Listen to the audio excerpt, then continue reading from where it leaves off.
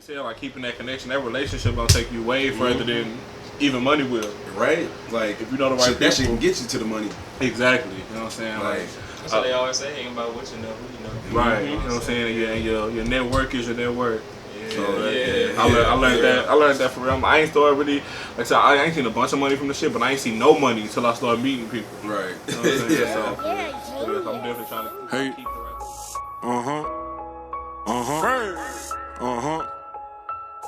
You know how we rockin'.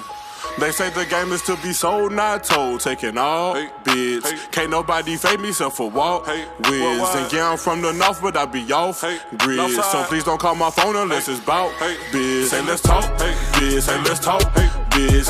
Every move I make be on some boss shit. Say let's talk biz. Say let's talk biz. Every move I make be on some boss shit. Okay, back up on my BS. Open letter PS. Yours truly do it for the outcasts and rejects. So accustomed to it. When he do it, it's a reflex. Still dream team, big rings, we next. Houston's own, Michael Corleone, taking up the family business.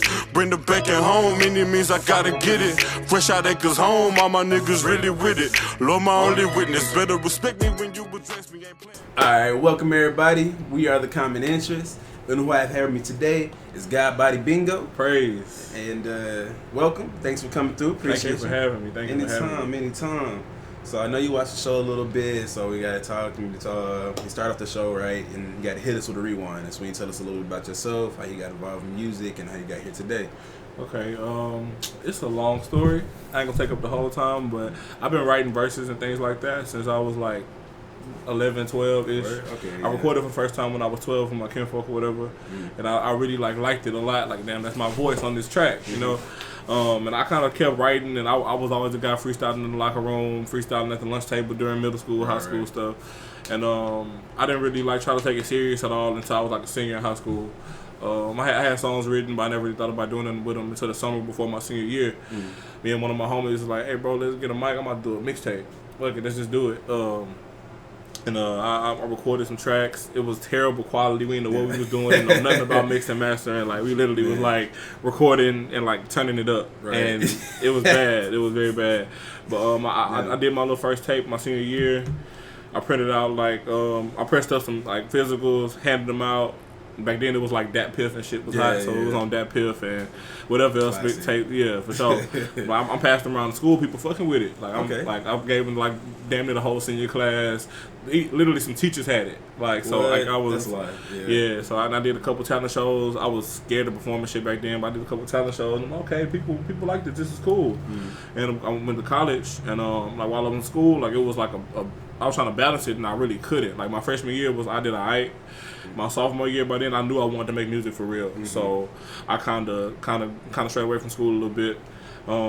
End up coming back home to Houston. I went to Sam Houston, so I was in Huntsville. I came back to Houston and linked up back with my partners. I got a collective Still Dreaming that I'm part of, and all of us been kind of working on our own since we was teens. So once we got around 2015, we all got back in the city. We all got back active. We was able to unite and start moving as a unit. So that's pretty much how I got here today. Locked in with the squad. Fucking ass train. It's a good sound effect. We ain't gonna trip on it. So do you have any family members that's involved in music? Is that how you got involved in it yourself, or is just the love of it? When I was I told you I recorded for the first time at 12. One of my cousins, his spot was where we used to go to for all the house parties, stuff like that. Okay, yeah. And so one day I pulled up with my other cousins, and he just randomly had a computer and a microphone and speakers, and he was making beats. I'm like, oh, he make music now. That's crazy. And I knew how to rap a little bit. Right. So I recorded for the first time there, but he wasn't really in the music. He was trying to make money. But he was making songs, trying to see if he could make a hit and stuff like that. Right. I had other cousins that rapped before, but it's not I really don't come from a very musical family, at least not that I know of. Right. I don't know a lot of my pop side, unfortunately. But like I said before, and I know one of my cousins, he's into management and stuff like that. But I barely know him too. He's older than me, so I really didn't have that in the family. It was more my heavy influences come from riding my pops. He was heavy on hip hop all the way through. My earliest memories is Ghetto Boy, Scarface, Eminem, was gonna ask you that too. Yeah. Whatever comes from the West Side, like on some like Cube shit, he was listening to all that when I was young. So that's my first memories of music. Okay. So like me taking to that early, like I used to love to learn lyrics of songs and things like that. So I always been interested in hip hop. And I said really once I tried to rap for the first time when Snoop Dogg dropped Like a Boss. Okay. I was young. I was like, I had to be like 10, 11. Okay. And I tried to write, my verse sounded just like his verse. I was just trying to see if I could do it. And I'm like, okay, like this. And then one of my big homies kind of taught me how to rap, like kind of taught me how to structure my verses and stuff. And like kind of like gave me, and me hearing him rap was like, man, he can do this, I can do this too. And I really like locked in and tried to like learn how to rap for real. Until over middle school when I really kind of middle school and high school when I developed, like learned, okay, I can actually rap, listening to different things, taking influence from like places. I'm big, like the people that really told me I wanted to rap for real was like J. Cole and Big Crit. Yeah. I caught on to them when I was like a freshman in high school, and like that was like, man, like this is what I've been looking for, and this is what I want to make. Right. I don't know how to make it yet, but this is what I was trying to do. Yeah. And that really like kind of influenced me to like really start diving into like my actual life experiences and writing real songs. Okay, absolutely. Yeah, so all that and like my actual life experiences and just influences and having peers that are talented around me just kind of pushed me to get to where I'm at today. Yeah, I feel it. Yeah, definitely. I hear the maturity and the flow and everything. Like I can tell like you've been working at it for a while. I appreciate that, man. That's a high compliment. Yeah, for real. Because when I told you when I first started following you and everything, that's how I was like, damn, this shit like. I thought you was an older nigga on the cool. I was like, this nigga's advanced. Okay, bet, let me hit this follow. I ain't never heard this nigga before. Yeah. Like, to me, you already got some shit that, like, should be playing on the radio. I appreciate that, man. Like, it sounds hard. It sounds good quality to me. I got bars. Like, I was riding over here, and I was listening to, I can't remember what it was. I think it wasn't Up. It was another track. I can't remember what it was, but you said something about you to Zeus. And you had you had to plug in or something. I can't remember. Oh, that was that's the joint I did with High Hefner. You probably listened to that Yeah, okay, so what's up? Okay. Yeah, like you seen me perform that, matter of fact. The first time I met you. Yeah. I definitely heard y'all perform it a couple of times, but that was my first time hearing that bar, and I was like, bro, this nigga kind of just did like a couple subliminals up in this bitch. I fuck with it. Some. Yeah, I spoke with the Greek mythology and shit. So. Yeah, I fuck with it. Hell yeah. So, I was going to ask you about your first experience with hip hop and everything. You already broke that down for me. You touched a lot of good stuff already. It's cool. So, all right, fuck it. We're going to get on to the project. You got the project In the Flesh, right? That's your latest project just came out? Yes, sir. Okay. What was the motivation behind that album? Or EP? Yeah, it's only 4 tracks to EP. Yeah. And that came from... Like, I was working on a full-length project at the time, and I really while I was working on it, like I was enjoying what I was doing, but I felt like in this era we in, people not listening to full-length projects from people they don't know. Yeah. Like I don't feel like I had a big enough fan base for me to put out like a 10, 12 track project. So I started making singles. I was just making songs. Like the song, like on there is Easy Jesus, My Word, Body Bag, In the Flesh. I made Easy Jesus and Body Bag around the same time. Same person produced them. Shout out to my bro Benson. And when I recorded them at my homie B-Val house, and him and my homie Carter was like, "What you gonna do with these songs? Like they too good to just drop loose." And I'm like, I don't know. And B-Val suggested, "Hey, why not do like a little short EP? That way you can like you don't be too long, but you're able to package it in a more professional way." And I'm like, that's actually a great idea. Yeah. And I took them two, and I had a couple. I don't know if you heard my track Issa Rae. It's one of my more popular tracks. And that was going to be on there, but I ended up using something else. And I ended up writing the title track. I'm like, okay, I got a solid 4 tracks. And, like, the number 4 is really important to me. It could pop up in my life a lot. I see 4s all the time. So I did a 4-track EP, and it came out well. But, like, the whole concept behind the title, like, In the Flesh, like, my name is GodBodyBingo, so it's got, like, a religious ties, I guess. But also, like, I wanted that to be, like, all right, like a establishment. Like I'm here to stay when I say I'm in the flesh. Okay. You know what I'm saying? So that's really the concept behind it. Okay. I fucks with it. So quick question: was it how did you get the name GodBodyBingo? Because you said it's like a little God influence and everything. Yeah, definitely. It come from a lot of places. Cause like I was raised in like a Christian Baptist type church. Heavy influence from that. And I also got a heavy influence from like 5%. 5%ers. I don't know if you know what that is. It's like you listen to Wu-Tang Clan? at all? A little bit. Listen to RZA. Yeah, like all of them pretty much are 5%. Yeah. Okay. And that's like a school of thought kind of. Okay. And like the whole concept is like being like having God in you. Okay. You know what I'm saying? So when I say God body, it's like basically saying I'm made in the image of God. And then my real last name is Bingham. So Bingo is short for Bingham. Oh, okay. And that was my uncle's nickname. Everybody called my Uncle Bingo. Okay. So I kind of just took that from him. Okay, that's live. Okay. Yeah. I like that. That's so quick question. Your God influenced man, do you believe in other gods? Like not believe in other gods. Do you believe there are other gods? My perception is different when it comes to like stuff like that. Like I only believe there's one God, but I don't perceive God as like a being. Yeah. I look at God as like energy. So I think all things together make God. Okay. So I feel like me and you and him, all of us together, and like even like you see like these leaves, everything that's living is like we of God. So all together, like we are like it's like a part to a whole thing. Okay, I feel that. You know what I'm saying? So I don't really look at God as like a man in the sky that's like listening to me talk to him. I look at it as like energy, and when you put that energy out, you get it back. Okay. And when you just like my thing with religion is big. I'm big on like just like sincerity. Like everybody gonna be raised different ways. So I don't look at nobody as wrong. Right. Like I look at but if you're really seeking something higher than yourself, you're gonna reach it. Yeah, a lot of people they just doing it just because they was forced to, or because they want to look a certain way, etc., etc. You know, the whole holier than thou thing. But if you like, I don't think it matters if you call them Jesus, Allah, God, Jehovah. If you sincerely looking for that higher connection, you're gonna make it because God understand. Right. It know that you might have been born in like India and you didn't get taught the Bible. You got taught the Quran or something like that. Right. So long as you sincerely looking for that's something that's bigger than you, you know what I'm saying, you're gonna find it. I feel that. Hell yeah. Hey, that's dope. I like that. Appreciate it, man. Yeah, because I was watching this documentary last night about black holes and shit, and I just happened to be thinking, because they say like all, like we're in the Milky Way galaxy and there's other galaxies out there, but they're all converging into one spot. Yeah. And I was just thinking like, okay, so I don't believe, me personally, that we're the only like life form that's out here. I feel like there's other life forms. It may look like us, they may not look like us, whatever it may be.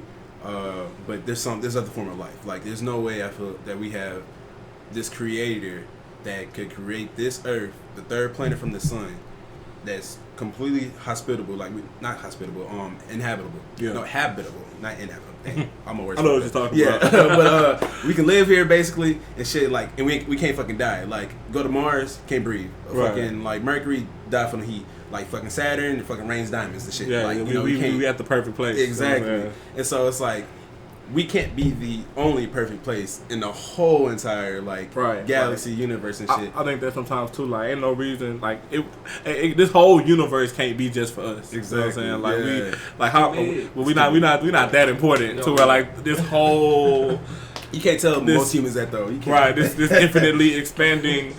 I don't know what to call it. It's just the universe. Yeah, why would all this space be there just for us to enjoy exactly. and to live off of? So. But I was thinking, what if that was the case?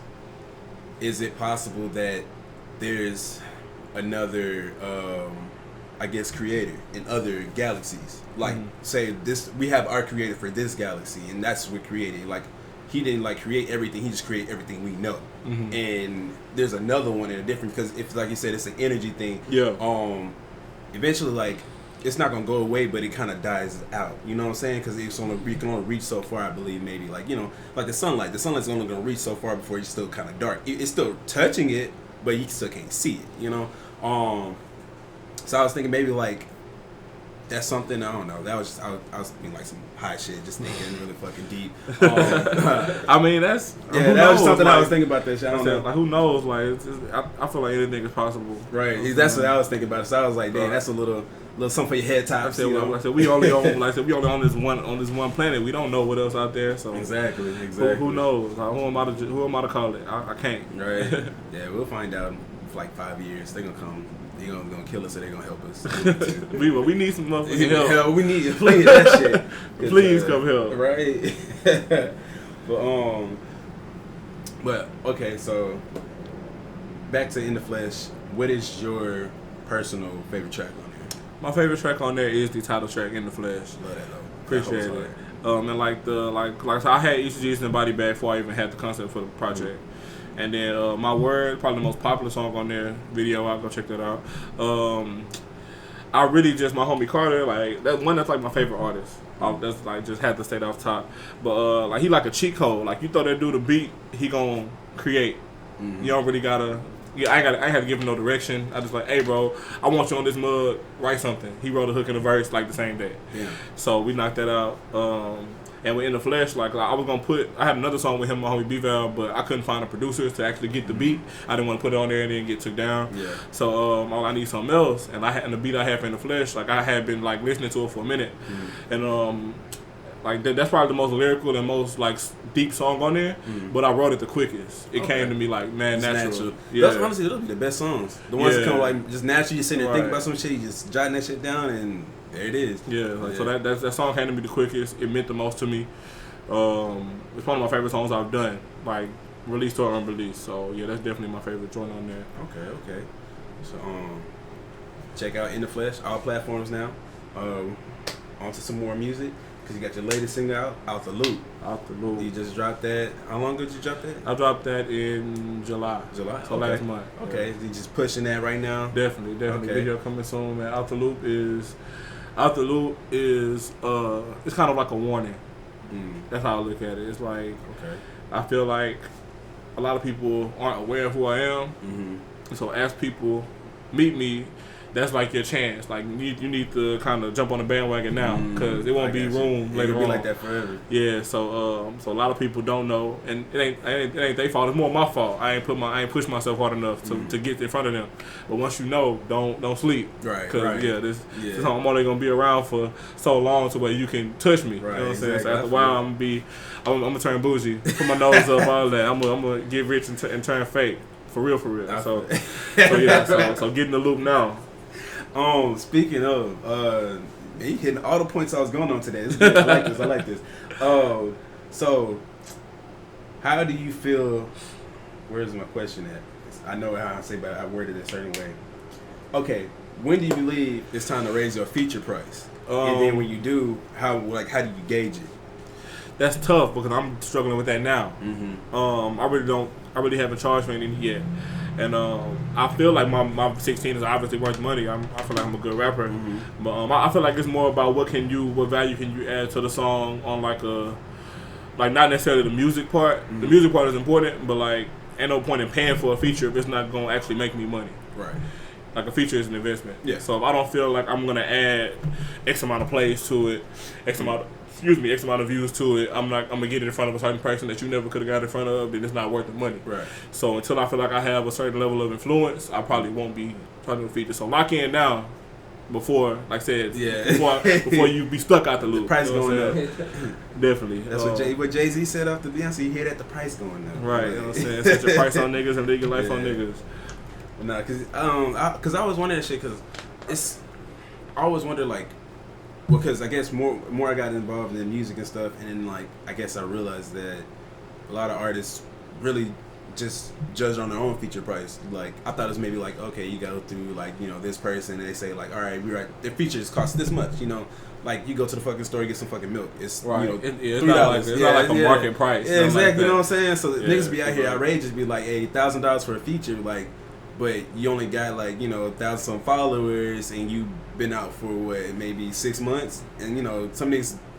And again, I can't say what you think your bars are worth, but at the end of the day, like you have to have some. You have to be logical about it. You know what I'm saying? 'Cause niggas not paying $1,000 for a feature, and you're not heard of. Like you got to at least have some leeway on some shit, or at least some connections or something. You know what I'm saying? I can't knock it because.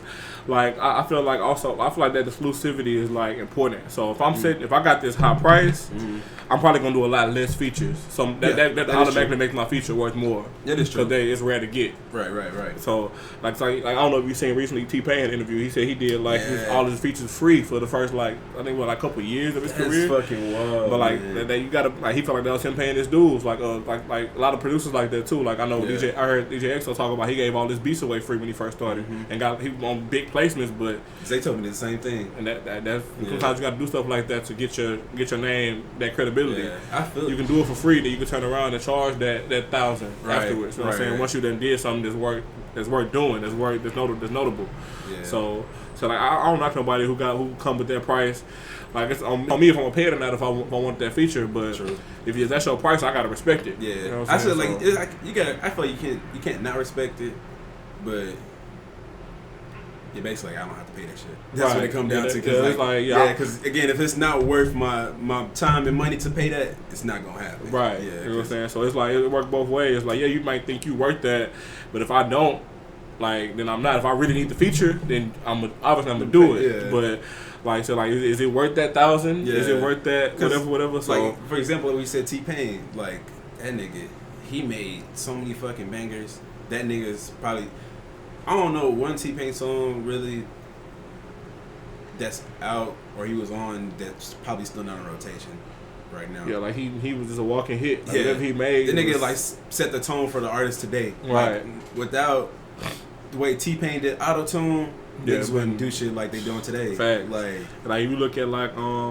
the way T-Pain was, it's kind of like the way Ty Dolla $ign is now. Yeah. Like that's like we need another feature on the album. Put T-Pain on that hoe. Put Ty Dolla on that hoe. Ty Dolla is like the perfect parsley on the beat. The perfect industry condiment. You know what I'm saying? Like just sprinkle a little Ty Dolla on the hook, man. You gonna have a hit for sure.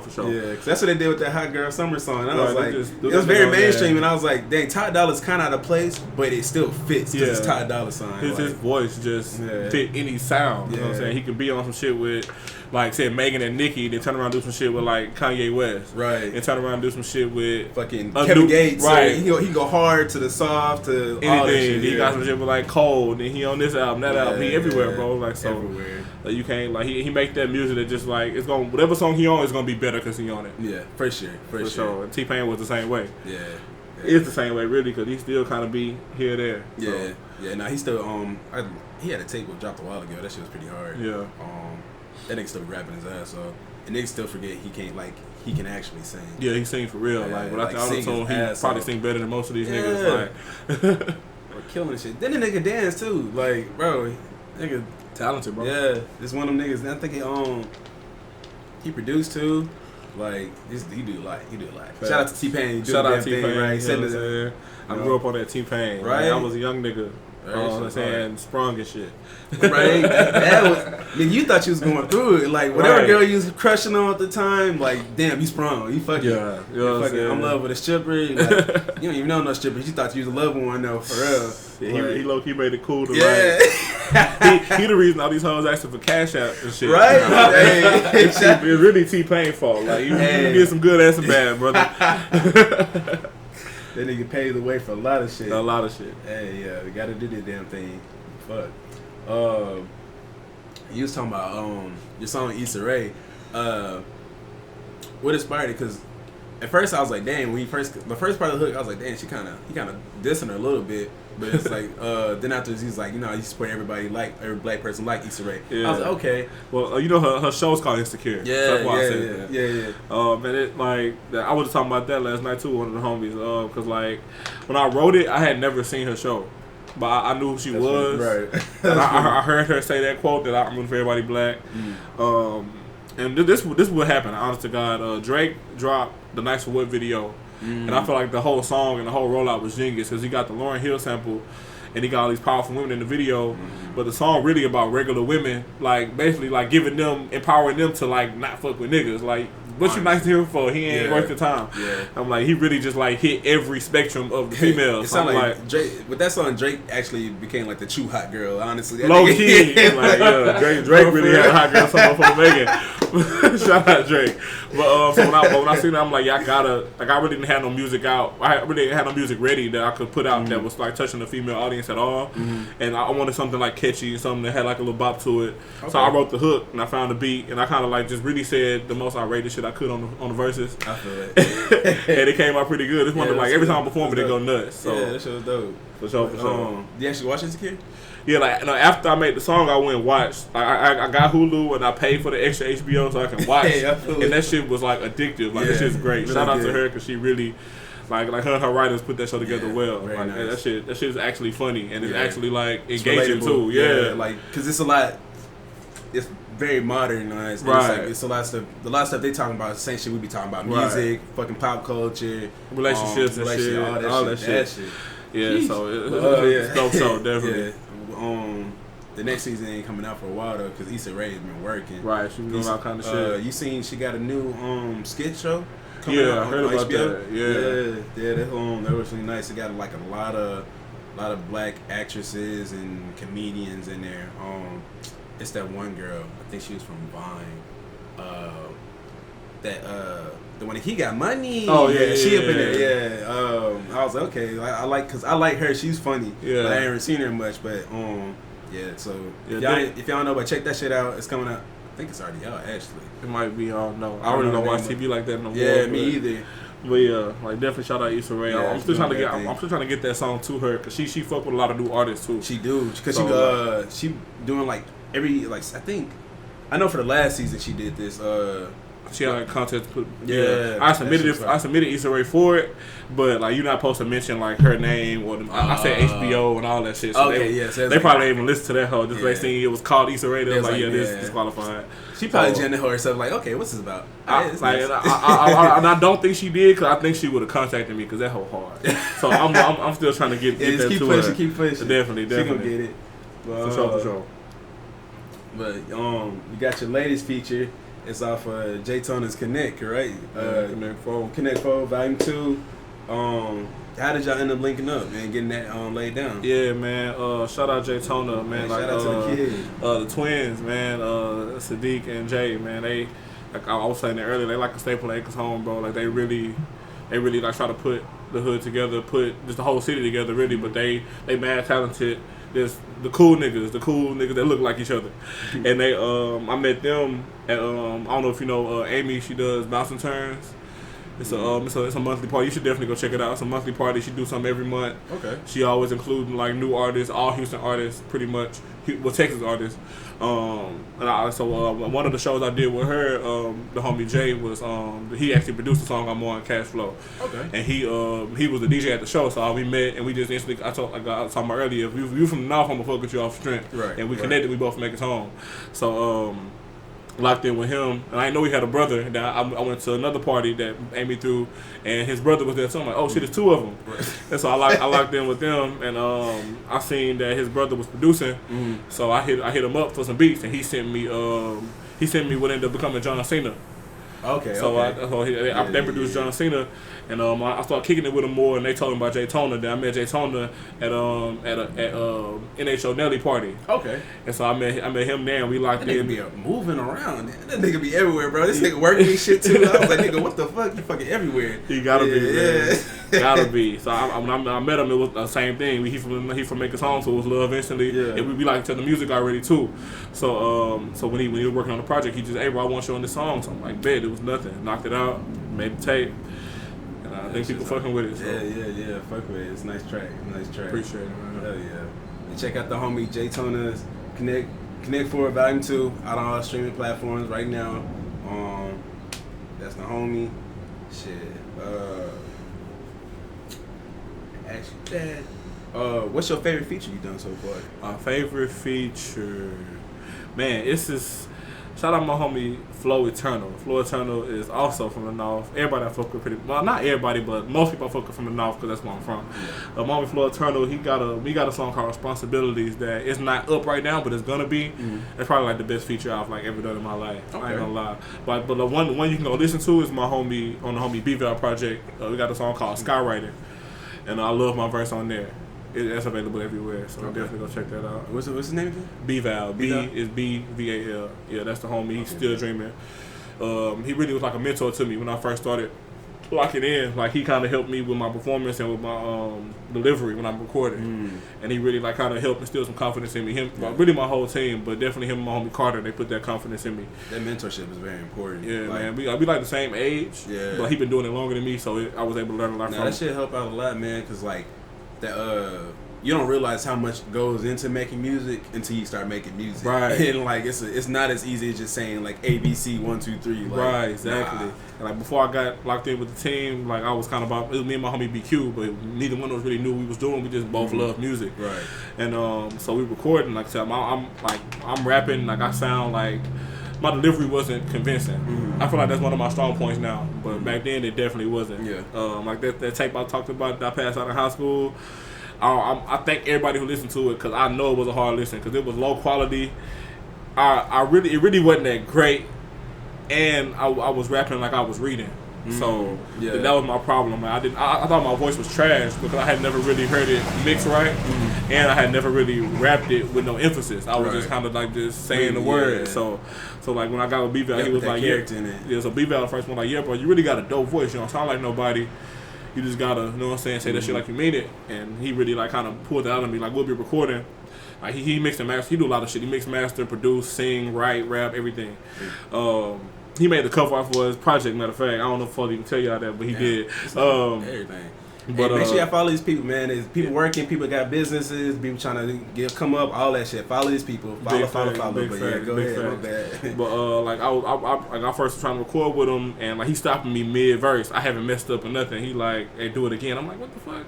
I didn't mess up. But he wanted me to get that delivery better, and I didn't realize that until I realized that. So I seen him. Oh, this sound way better than what I was doing. Now I stop myself. Like I'll be halfway through. Like now I run it back. I got a better, you know what I'm saying, approach to it. Yeah. So I learned a lot just by like just locking in with the team, bro, and like just being, like I said, iron sharpens iron, being around people that's talented, people that care about what you care about, people that's not afraid to tell you when you wrong or when you bad, you know what I'm saying? Yeah. So that really would, I feel like, got me. Criticism, that shit does wonders. That a lot of people don't got that, bro. A lot of people, homies, just like, yeah, bro, that shit dope, and that shit's not. Nah, it's not. It's like it's not. So I'm thankful I got people who let me know if I drop the ball. Yeah, nah, for real. Definitely. Yeah, no, that's just very important. Like, it's I was like, for example, like I feel like Chance, the rapper, didn't have anybody to tell him this shit ain't it. Like, I'm sorry, because it was good content. Don't get me wrong. When saying it's good, delivery was terrible. Like, it's just, I don't know. Like, I know you seen that meme when they had like, it's like, oh, that's a new Chance song came out, and it's like, I love my wife, and that's all it is. Yeah. Like, that's what it sounded like to me the whole entire way through. Yeah, like I gave that, like, first listen, I'm like, hell no, I ain't gonna lie. I gave it like another listen, I'm like, this better than I thought. It still ain't great. It's great, but it's great production. That's what makes it listenable. But what he's saying is like, the delivery is just off. It's like, I don't know. I said it once before, say it again, drop the tab acid and just start rapping again, you be just fine. That's like, tough because a lot of people, music is better when they life ain't. Yeah, like Eminem was way better when he was on drugs. Yeah. I think Gucci actually raps better now, but his music was better before he got clean. Yeah. So like acid rap.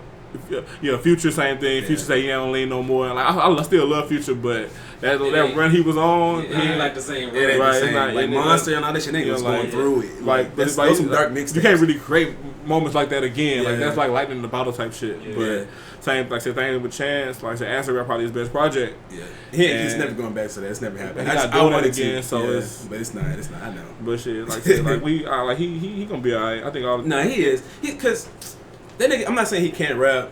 But that album just wasn't it. Like, for him to say, like, this is my debut album, this is what I'm going to go with, no. Yeah. He would have better off just making that another, like, free mixtape thing, like he always been doing. And just more, like, cut the track down, because it was a long fucking album. It was like 22, 24 songs. A lot, like, I've been noticing a lot of albums been kind of long lately. It says, I don't know, I won't say Chris Brown did it, but he's the first person I know that like did it so big and kind of made sense out of it. That's how you run the numbers up. Yeah, you run the numbers up. It's definitely like, for like streaming. Yeah, it's streaming for purposes. Like, I think for like the first album, I don't know what the number is, but I think it's like at least like 30 or 40 songs or whatever. Like, if you get 30 seconds off each of those songs, that's considered a full album play. Yeah. Like, so that's, you get a full, like, basically you got like that's they $12.99 that they would get for an album. So, you know, if somebody's listened to it enough, just be like, okay, 30 seconds in, I like this song, but I don't like it fucking with it. Cool, that's whatever. And then sometimes, you know, people play songs and then they just leave that shit on and just keep fucking playing. So it's just like, it's a trap thing, because Kendrick did the same thing. Same thing, different way. He released the album and then he did the deluxe edition. It was just the album backwards. Yeah, exactly. You know what I'm saying? But it's like, and then he like remastered. I think he remastered or some shit. I don't know. But it's like, it's different versions of the same album. Yeah. And he'll get plays off the shit because niggas, he know niggas was gonna listen to that shit just because he dropped that shit. Right. So it's just streaming, more money in the pocket. That nigga Drake just dropped he dropped an old project and a collection of old songs and went number one with both. This nigga got how you in your 30s, not retired, still making music, making a greatest hit album already? That don't make sense to me. Like, some niggas got it like that. He got it. That's what I'm saying. I'm just saying it don't make sense. Right. I'm not knocking him for it. That shit's hard because like, I feel like damn near almost all the songs on that bitch I fuck with. Yeah. But, and if none of them songs are streaming, so it's like it's perfect time to just put these hoes out there. And a lot of artists do that, but most of them don't make a big deal out of it. But he did. Been doing it on the low for like, I don't know if everybody knows. Niggas just dropped all this his mixtapes on there. I seen that. Cole kind of did that too. Yeah, Wiz was doing it too. Yeah, but I know we had a big moment with Cushion OJ. Yeah, but I would do the same thing Drake did if I was gonna do that. Like, let me make a big deal. I love it. He was number one. He'd even get no real cover art done for that. It's like a fucking car. He probably made that. I think he definitely made that. But I'm about to throw all these songs out that people been loving. You know what I'm saying? 5 a.m. Toronto, trust issues, shit like that. And then the younger generation, like these niggas haven't heard these hoes, and they're like, oh, this brand new Drake music. Like, if I was Wayne, I would go back to all mixtapes, and I would put them on. But he can't do it to all because he took beats. That's what I was about to say. It's a different era. But Wayne can. I think if anybody get them clearances, Wayne can get them clearances. I feel like he could too. I feel like Wayne could. I feel like Wayne could drop gonna be like, hey, this is my beat. Because I'm like Wayne wanted I think he could get them clearances. Because I remember being in high school hearing no ceilings versions of songs on the radio. Like they playing the Wayne version of Wasted or the Wayne version of Watch My Version. The Wayne version would be better. Yeah, that's the only one I remember most people. So I really, it's rare to see a nigga make a original song and Wayne don't body him. Yeah. So it is. Yeah. Especially at that time, the dedications, the droughts, and no ceilings. Wayne was bullying people beats consistently. So I feel like if anybody could get away with that, he could. He can I got 20 beats that ain't mine. I'm about to drop all these hoes and I'm gonna get paid off of them. Fuck it. Shit. If anybody deserve it, he do. The way he did with Cash Money and shit. So I know. Yeah. Who do y'all think is? I'm gonna ask both, a better and more influential rapper, Jay-Z or Lil Wayne? I'm biased, so I'm gonna say Hov for both. Okay.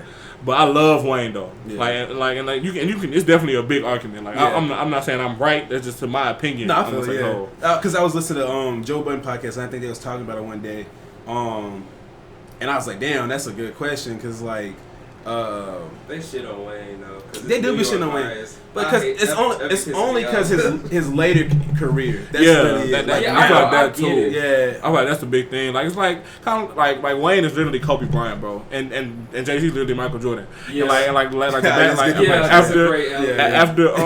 After that last time they got swept in the playoffs, after that last time, after he tore his Achilles, it was he kept playing and people still loved him, but it wasn't the same. Yeah, and the same thing with Wayne. He after all this bullshit with Cash Money, he's still rapping. He's still a great rapper, low key, but it just don't sound the same. And with Hov, I feel like that shit stressed him out. Let's stress him out a lot. Definitely, it had to. And with Hov, he retired multiple times, but came back the biggest thing every time he came back. Yeah. And even that's the same thing with Jordan when he because I think when he joined the fucking Wizards, niggas was hyped for that shit. Right, but the nigga wasn't really he wasn't playing like that, but it's still but he was 40 years old, averaging 20 points a game. Yeah. Mm-hmm. So it's not quite the same, but damn, this nigga is still greatness in front of me. It's higher quality. Yeah, right. I get it. Now that's the same thing with Jay-Z. Jay-Z, whenever you hear something from him, it's high quality. He's dropping knowledge. You walking away from listening to him, you're walking away with something. Yeah, you're inspired or you inquisitive something. You know what I'm saying? For sure. So I kind of I'm a big Jay-Z influence. I don't write my lyrics down. Really? And I haven't wrote a lyric down since maybe 2016. What? That's hard. That's Hard as like, shit. Like I don't just freestyle, but like I'll like listen to beats and think of it and just memorize it in my head. Damn. So I picked that up from Jay-Z, and I learned how to do it because of that. And like once I like learned how to do it, like I tried to write again. I'm like, dude, what am I doing? This is dumb. Like I don't need this. I feel it. Damn, that's hard. That's good shit. I feel like that's a. So all the shit you heard I sent you, like I didn't write none of that shit down. Yeah. It ain't written nowhere. That's a talent. That's hard to do. That's fucking hard. I appreciate it, man. Like, and it was like my first thought it was hard. But like once I started doing it became natural. Yeah. And like, I really don't. The writing process is kind of weird because I usually don't sit down and write songs. Like I like play a beat, so I like kind of get the tempo in my head. Mm-hmm. I kind of know what the beat sound like, and I'll write my verse driving, or I'll write my verse like in the shower or something. Like I write while I'm living my life. Yeah. I don't like sit down like I'm gonna listen to this beat and write a verse. I only do that when I'm like I gotta do it like right now. Right. But like if I'm making music I want to put out eventually, I'm usually like letting it come to me, however it comes. That's the best shit. Natural. Yeah. It's very natural. Yeah. See, I'm the same way. Excuse me. But like, my only problem is I'm gonna forget my shit. Yeah, like, and that's what people say. I'm like, that's dope. I probably could do that, but I'm gonna forget. Yeah, and like even when I wrote my stuff down, like because I knew my recording was bad. So after that, I started memorizing all my stuff, and so I wouldn't have to read it while I was recording it. So I memorized all my verses anyway. And I had like a back smart. Way long time ago when I was like in 8th grade. I was like rapping with a group in my church. My first performance, I forgot my words. So that really that scarred me low key. So like since then I'm like I'm not ever gonna let that happen to me. People again. don't be talking about you can get like trauma from like those experiences going out what? performing and shit. Like after a while, after he fuck up, you like damn, I don't even want to perform for a little bit. I was listening to a podcast and they was talking to Questlove. And he was talking about when he had DJ for Barack Obama's like basically his leaving party from the White House. And he had DJ for him, and like he was playing like all this old school shit or whatever. You know, he in the White House, so he trying to light white people around. And he's like, Barack came up to him. He was like, "Hey, throw that French Montana on. That don't stop, pop that pussy." Like he was like, "Bro, I'm not playing that in the White House." He was like, "Nah, it's good. I'm the president." Put it on. He put it on. He started changing the music he was doing, but like him personally, he felt like that wasn't his best set. Yeah. And he said after that he was so discouraged. Like but at the end of the day, like nigga, you're in the motherfucking White House DJing for the 44th president, Barack Obama, the first black president. Yeah. You win it regardless how the set was. But right. to him, he's like, man, I didn't want to like go outside. I didn't want to do no sets or nothing. Crazy. And I was like, bro, but that shit happens. Like, right. It don't. No matter how everybody else think about the shit, if you feel like you didn't do your best, that shit's gonna fuck with you. Right. But yeah, with that shit, I feel like y'all just keep pushing forward. Facts. I came a long way performing, man. I feel like now, like, my performance is the best part of my artistry. Like you were talking about a feature person. I'm more on holding out for my performance than I am for a feature. Yeah. I know like I bring people out. I get the crowd involved, stuff like that. So I'm really big on like I can't just perform. I got some shows lined up soon. I'm gonna do quite a few shows. I ain't gonna lie to you. But after that, you might not see me on stage for a minute unless I'm getting booked. Right. I gotta really keep that pure. Yeah, I got you. I feel it. Yeah, cause when I was at Avant-Garde, he was performing up with Hef. Yeah, that shit was hard. Like Hef was going in, he hopped on, and he like, if it was a bigger crowd, it would have went up. Yeah, for real. It would have went up for real. Yeah, like that nigga Hef was saying like, shit, I want to get hyped, but I can't. I don't want to break the stage and right, shit. The stage was kind of small. And it was upstairs too. So I was like, man, and we both big dudes. So yeah, I was killing it though. Like I felt it. I was like, damn, I want y'all to get hyped too. Right, and that's what took me to Hef. Like I met Hef in 2015, and like his performance just blew me away. I'm like, man, this nigga's turned the fuck up. Yeah. So that's what made me like just like go up to him, talk to him, and like lock in with him. We were talking about doing the song since way back then. We didn't get one done to 2018. But yeah, like, it's a good one though. Right, it was worth the wait. It was worth the wait. Appreciate it. I knew we had to do it though, so I respected his performance so much. More like I like his music too, but his performance was like what caught me. No, same. I can't remember where was I at that I saw him.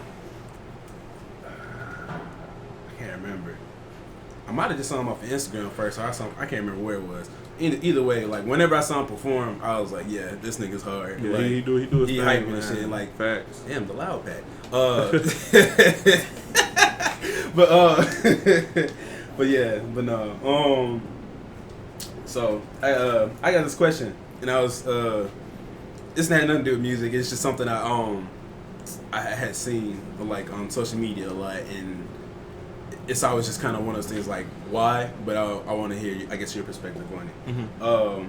So if you was a celebrity, you was a celebrity couple like with somebody. Mm-hmm. So like for example, you was Issa Rae, you was dating Issa Rae, and then y'all break up, and they end up later on becoming engaged or with a child.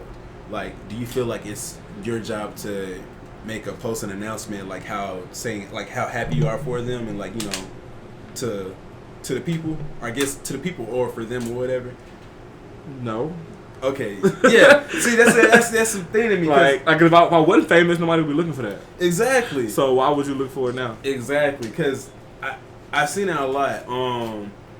Because it was with Diddy. He did it for Cassie when he got his new guy. Diddy don't count.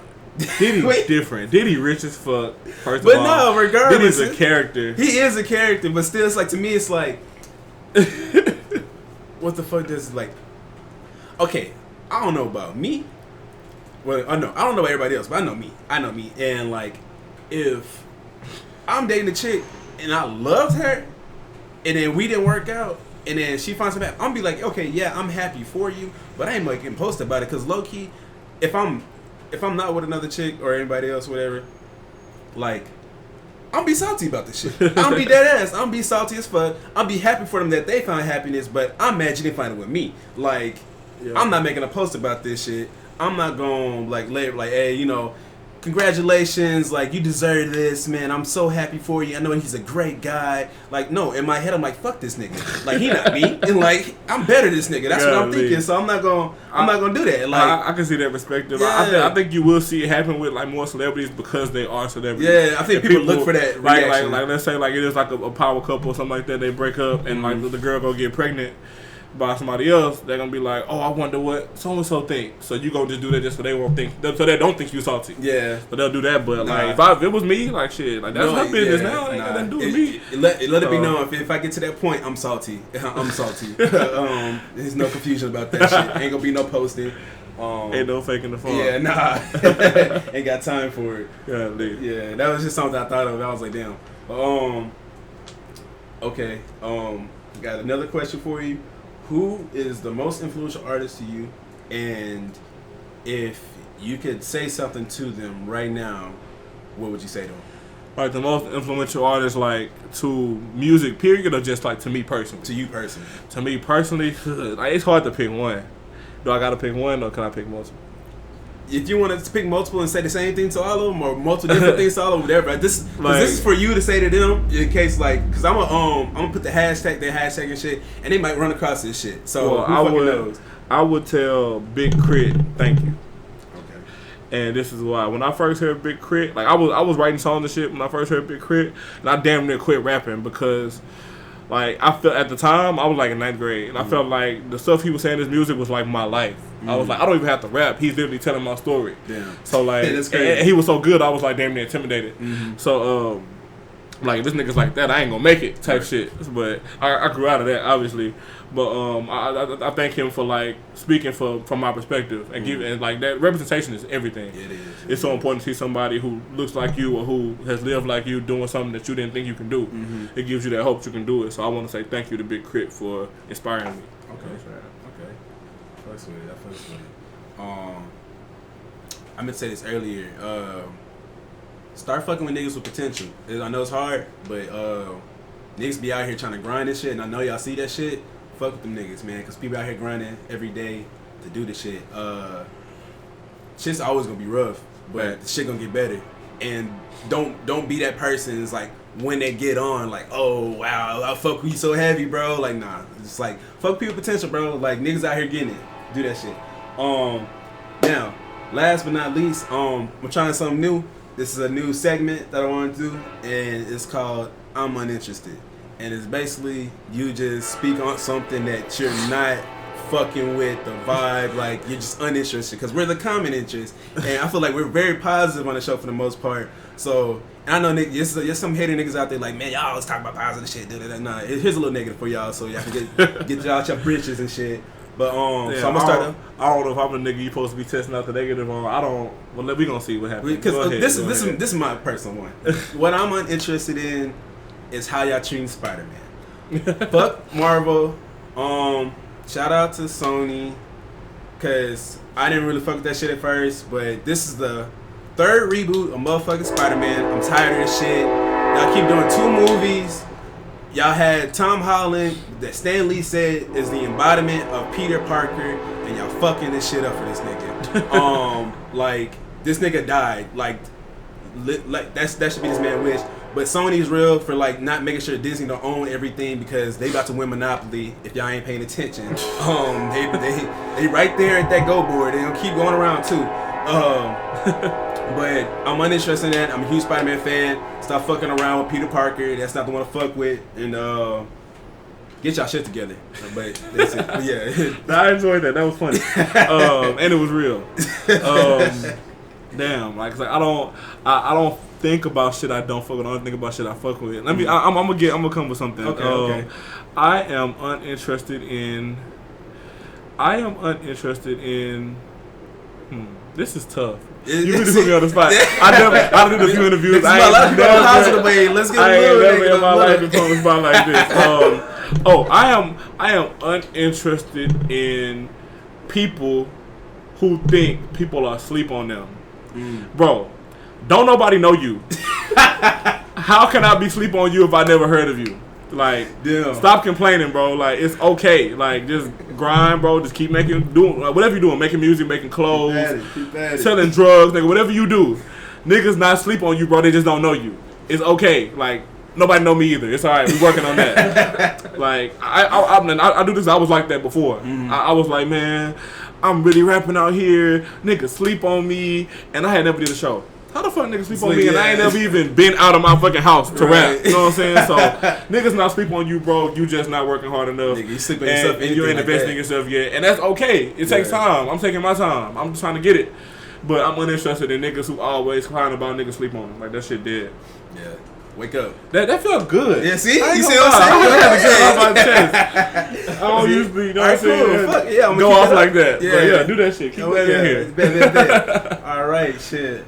Man, we just hit the hour mark and everything is perfect. Sheesh. Well, shit. That shit flew by. Right? Before we go, y'all the first ones to hear this. I don't know when this whole will come out. I don't know if it's going to be out by then or if it's going to be about to come out. But I am about to drop In the Flesh 2. Ooh. Y'all the first ones to hear this. In the Flesh 2. Hey, if niggas want to invest and give me a soundboard, I'll fuck some shit up in here if y'all want that shit. That's all I gotta say. But go ahead, my bad. In the Flesh 2 coming August 31st, man. So be on the lookout for that. We coming with that. Hey, In the Flesh 2. It's GodBodyBingo. Hey, shout out for the shirts. He got merch. Fucking pull this hoe up for y'all. Yeah, check it out. Check it out. Go. They can find it on your page. Yeah, bro, just DM me. I got it. I got what you need. New merch coming too. New merch. New music, new merch, new videos, new shows. You know what I'm saying? We out here. Get it in when you're not here. Shout out to GodBodyBingo. Appreciate you coming through yet again. Appreciate y'all. Shit. Don't forget to follow him. Don't forget to like, subscribe, and share with a couple of friends. And think about what you're uninterested in, and then just let that shit out every once in a while. Let that shit out, bro. It feels good, bro. Right? Shit. We are The Common Interest, and we'll catch y'all next time. Peace. Northside Still Dream. Praise. Hey.